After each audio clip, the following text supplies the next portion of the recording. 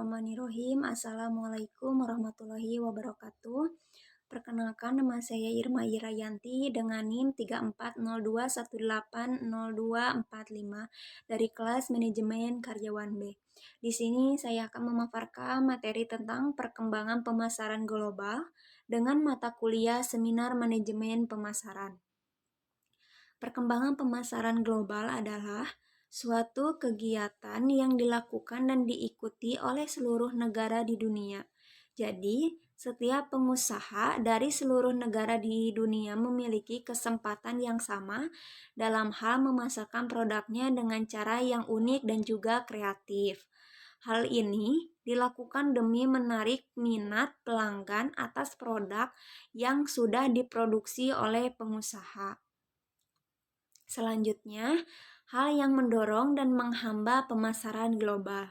Hal yang mendorong, beberapa hal pendorong pemasaran global adalah teknologi, kebutuhan dan keinginan pasar, kualitas biaya, perkembangan ekonomi dunia, perdamaian global, serta mengenali peluang untuk bisa meningkatkan daya tugasnya secara internasional. Dan hal yang menghambat, sedangkan beberapa hal penghambatannya adalah kecurangan manajemen, perbedaan pasar, kontrol nasional, dan budaya organisasi perusahaan. Selanjutnya, manfaat adanya pemasaran global. Yang pertama, meningkatkan kompetensi para pengusaha. Pemasaran global mempunyai suatu tujuan untuk meningkatkan kompetensi atau keahlian setiap pengusaha untuk bisa mencari dan mendapatkan berbagai ide serta pengetahuan dalam hal penjualan produknya kepada masyarakat.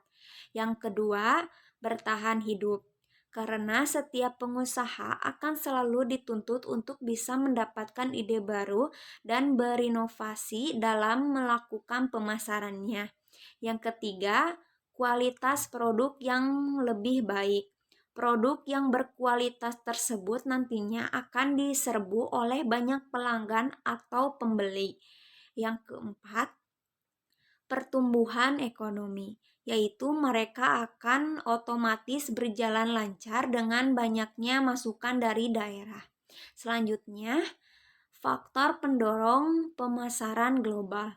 Yang pertama, perbaikan komunikasi dan transportasi. Hadirnya perbaikan dan hal komunikasi serta transaksi akan mampu memudahkan setiap pengusaha untuk mengatur seluruh urusan pengiriman produk antar negara. Yang kedua, kualitas. Salah satu bentuk persaingan yang ketat dalam dunia bisnis adalah kualitas produk. Setiap pengusaha tersebut harus segera memperbaiki produknya agar tidak mampu disaingi ataupun ditiru oleh pengusaha lainnya.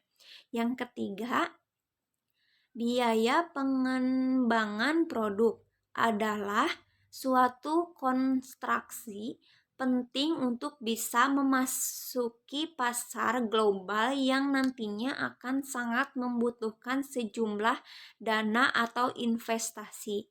Yang keempat, perjanjian ekonomi regional.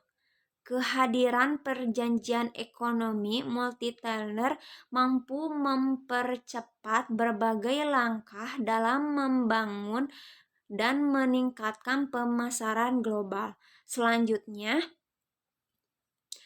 ada perkembangan teknologi pada bidang pemasaran. Teknologi yang terkoneksi dengan jaringan internet global memberikan peluang dan memasarkan produk dan jasa. Dengan jaringan internet, website desain quality yang menarik merupakan suatu alat produksi yang baik dan lebih murah, terutama dalam bisnis jasa.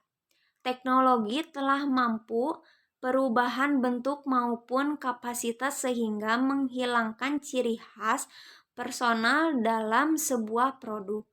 Peranan teknologi dalam pemasaran teknik menunjukkan kegiatan-kegiatan yang saling berhubungan sehingga pemasaran barang dan jasa dapat berjalan secara maksimal. Untuk selanjutnya, perkembangan ekonomi. Proses perubahan ekonomi perkembangan suatu energi secara berkesinambungan menunjukkan yang lebih baik selama periode tersebut. Perkembangan ekonomi dapat diartikan juga sebagai proses kenaikan kapasitas produksi suatu perekonomian yang diwujudkan dalam bentuk kenaikan pendapatan nasional.